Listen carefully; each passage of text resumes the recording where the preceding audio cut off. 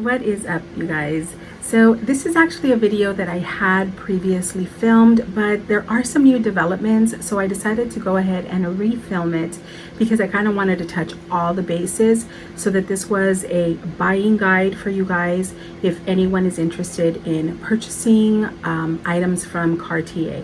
So I have my guide. We are going to cover about 13 buying guides that I think you guys should consider before buying Cartier items. So let's get started. One of the first things that I wanted to discuss is if you are interested in purchasing something from Cartier, I really do think that you should possibly consider purchasing a dupe. So this dupe I wore not to dupe anyone into thinking that this was the real thing. This was solely for myself to find out whether or not this was going to be a piece that I wore frequently. These are harder to find now. I purchased this one from Amazon. It cost me about $14. You should not pay over $20 for a dupe, but it does really help you kind of get familiar with having it on your wrist, even if you intend on sleeping with it. This one's really good because it's stainless steel and gold, so you could shower in it as well to see how it works with your overall lifestyle. Is it something that you're going to wear 24/7? Is it something that you're going to want to take off? Do you want to spend the money on something that you're going to be taking on and off? So it really does help you answer a lot of questions, and I really do think that a dupe is very, very helpful. It was to me. Similarly, I did purchase this kind of Van Cleef dupe that I talked about like a year ago, I want to say. And so what I discovered with this dupe was that I feel this is too ornate for me. So this one made me realize that this is really not my style. So it is saving me thousands of dollars because I did purchase this, and I don't like it. I don't love it for me. Like I said, it's too ornate. And this one made me realize that I really did want the Juste Clou. And I was 100% sure that I was going to get the Juste Clou because of this. So honestly, dupes are a huge asset that I really do think that you guys should consider. I did purchase a love bracelet.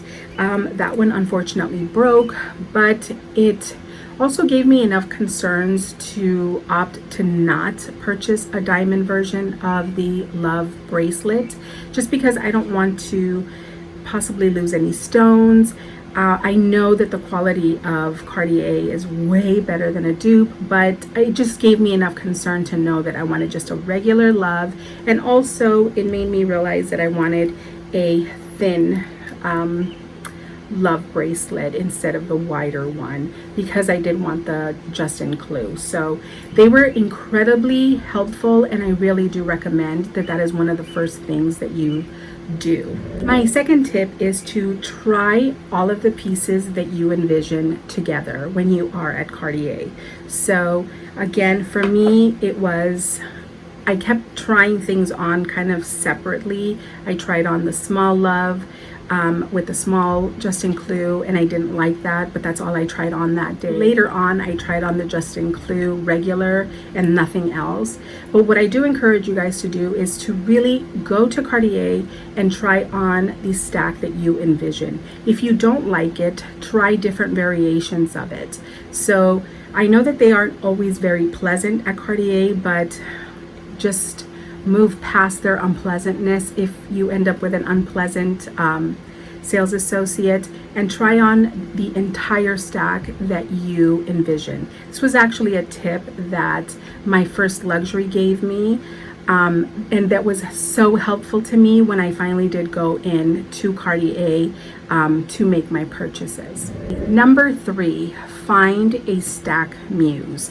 Now, how do you find a stack muse? One of the best ways to find it is on Instagram. Kind of do hashtag Cartier. If you want a Juste Clou, then do hashtag Juste Clou, and then you will see a bunch of pictures of different people wearing these pieces in different ways. So for me, what I saw that really caught my eye was someone wearing a small love and a regular Juste Clou and a dainty piece. And then I thought, you know what, that's what I want. That's totally like my cup of tea. I also see people with stacks and stacks of stuff.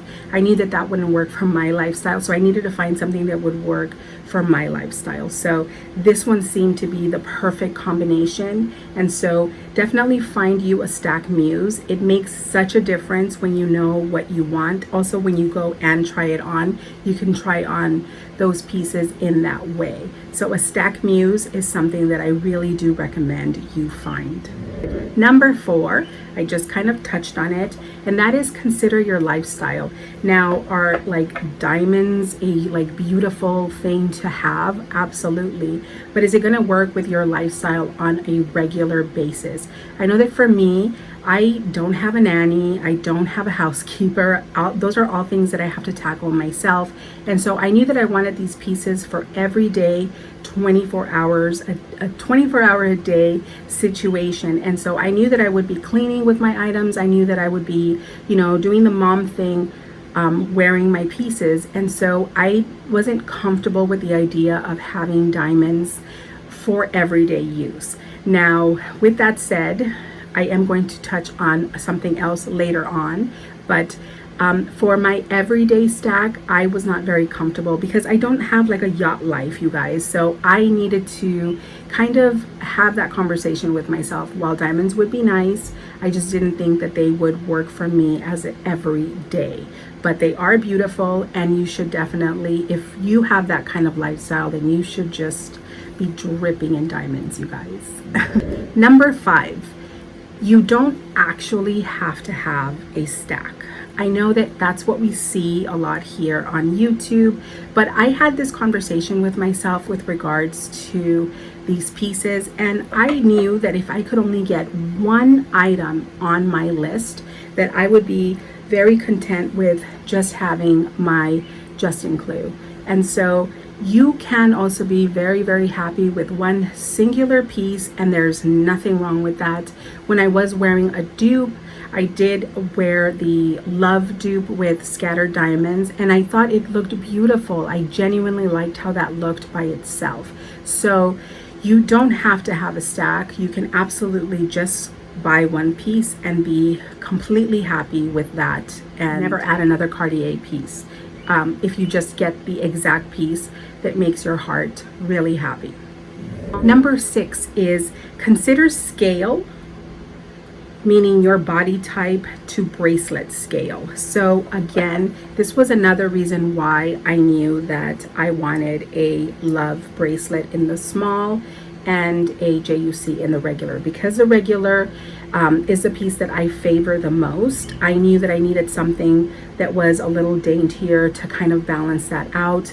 I am plus size, and so wearing everything that's big will just kind of highlight that for me, for my body scale. So I really, really had to think about that. And if I tried on the regular Love with the regular JUC, I just felt that looked too, it just was not flattering on my frame at all. So definitely, if you're on the smaller scale, maybe the bigger ones will look a lot better on you. So definitely play around with the scale of the pieces. Now, what I will say though with regards to scale is, while I went with the small Love and the regular Juste Clou, I will say that the regular Love looks amazing with the small Juste Clou. For whatever reason, that combination works really well together. I feel like visually it also kind of does the same thing as what this combination does, if scale is something that you think about.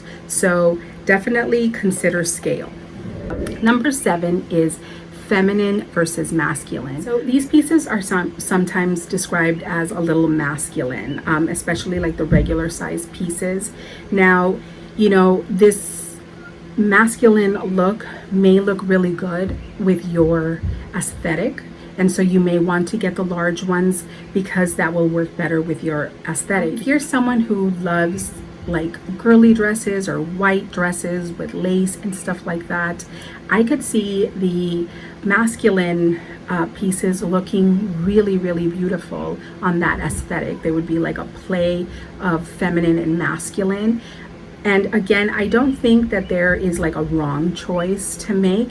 It's just having the consideration on what it is that you want your stack to look like. Do you want it to look more on the feminine side, or do you want it to look on the masculine side? There is no wrong decision, but it is something that you should consider. Number 8 is consider sizing. Now, you all know that I kind of went like sideways on my on the sizing of my bracelets. I ended up purchasing both my Love and my Juste in Clou in a size 18 when I should have purchased this in the size 17. I'm not terribly bothered by that at all. And because this one is on the larger size, I actually like it on my dominant hand as well. This one is normally bigger, so it kind of worked out for me. But you should definitely consider sizing. Are you going to want to wear these pieces on both of your arms? You may want to go a little bit bigger, or you may want to, do you want the pieces also stationary, or do you want fluidity of your pieces? Try these on in different sizes, because it is something that you may want to consider later to move it from one arm to another. Rings versus bracelets. You all know I did purchase my Love ring first, and then I purchased my my Juste in Clou.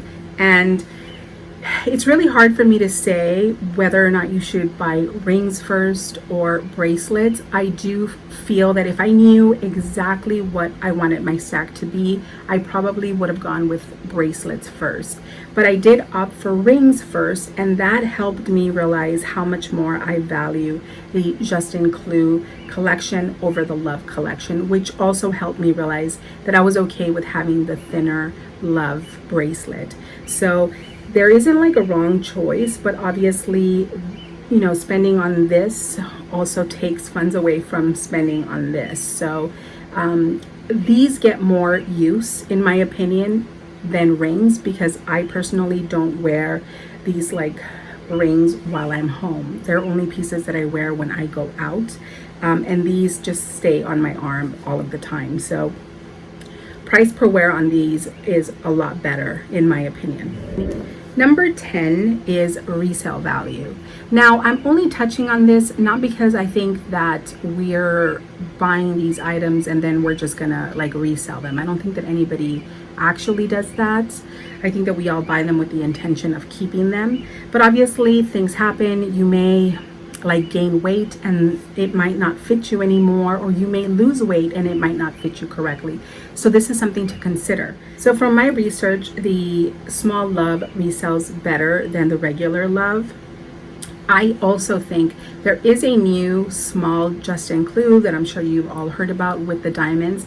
I do also think that that piece is going to resell a lot better than probably even this one. I do think that the new Juste in Clou with the diamonds is going to be a piece that resells like fairly well. There's always going to be a loss with jewelry, period, but the small JUC with diamonds and the small Love are two pieces from my research that hold their value a lot better, and the loss is only a couple $100s.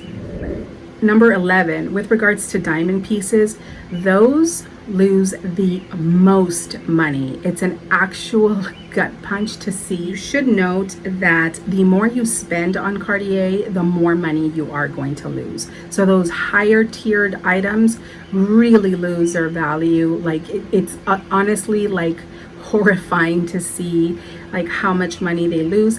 If you purchase them from the resale market though, it's actually like it's amazing and exciting to see the price points on the resale market on the diamond pieces, because they're significantly better. So that is something that you guys should consider.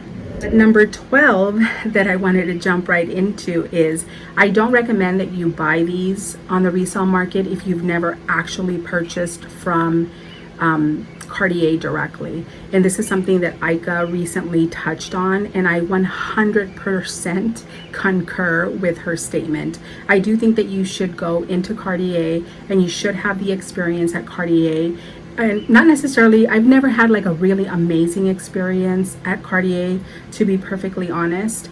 My experiences have been rather uninspired.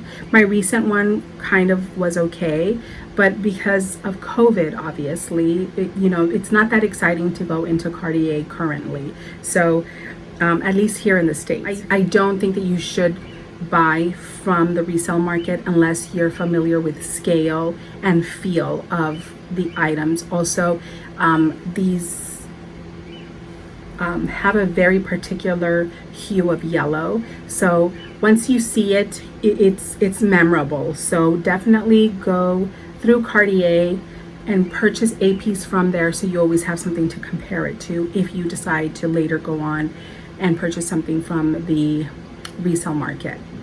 Now, the last thing that I wanted to discuss was this piece over here that I touched on previously. This is an amazing product that I absolutely love, and it changed my opinion on the Love bracelet altogether, because it just is incredible at creating or polishing your piece. If I end up with, and it does such a better job at cleaning it than the items that you get from Cartier, and it's a lot easier. I keep this next to like my bedside, and I clean it like once or twice a day. It's almost therapeutic for me. I really love how shiny it makes my piece again, and it's made me really fall in love with my Love pieces again. I just absolutely love them, and I'm floored. I'm genuinely floored by this cloth.